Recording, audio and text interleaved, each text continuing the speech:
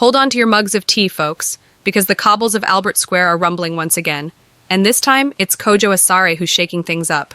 A new job, a potential big move, and tension in the Mitchells' camp like we haven't seen in years.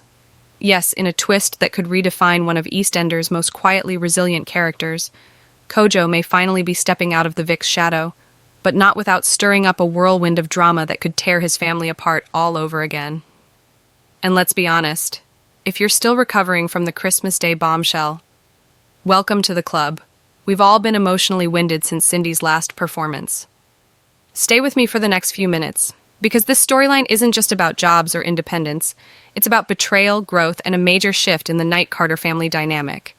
And yes, there is a twist coming. And if you love keeping up with the latest soap twists, don't forget to hit that subscribe button and tap the notification bell so you never miss an update. Let's rewind for a moment.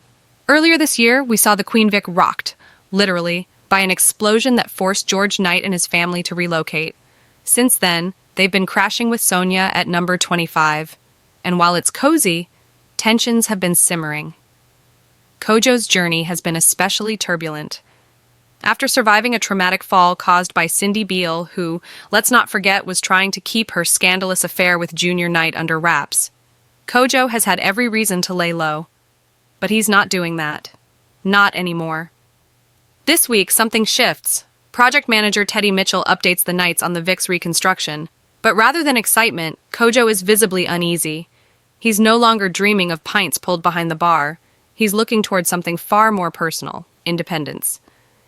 And for viewers who've watched Kojo struggle, first with trauma, then with family expectations, this moment is quietly powerful. It's a man who's finally asking, what do I want? And more importantly, who do I want to be? But of course, in classic EastEnders fashion, this newfound clarity doesn't come without drama.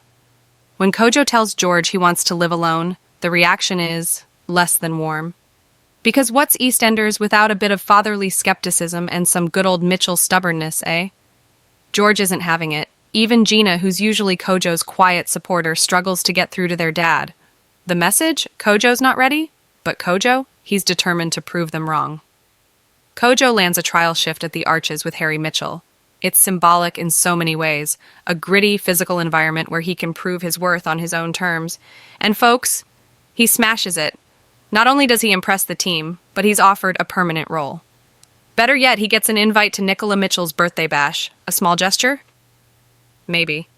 But in Soapland, we all know parties are where secrets brew, and sometimes explode. Let's take a moment here. Just a few months ago, Kojo was lying in a hospital bed in a coma after falling down the stairs during a desperate showdown with Cindy Beale. She tried to silence him after he found out about her affair. And when he woke up, she tried to manipulate him into keeping quiet. But thanks to Lauren Branning, the truth did come out, on Christmas Day no less. And if you think that storyline is over, think again. Because Cindy may have backed off, but she hasn't disappeared. And Kojo? He's now stronger, smarter, and more determined than ever. This comeback, his job, his independence, this new version of himself, isn't just about personal growth. It's a quiet form of revenge. He's building a life where he doesn't need protecting, where he's no longer just George's younger brother or a victim of Cindy's schemes. Honestly, if he opens a bank account and gets a Tesco club card next week, I'll officially declare him reborn. But here's the thing. As Kojo begins this new chapter, don't expect everything to run smoothly. The Mitchells, the Knights, and Cindy, they're all orbiting each other with secrets, loyalties, and unresolved grudges.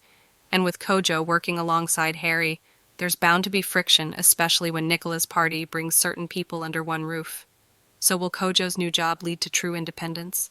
Will George finally accept his son's growth?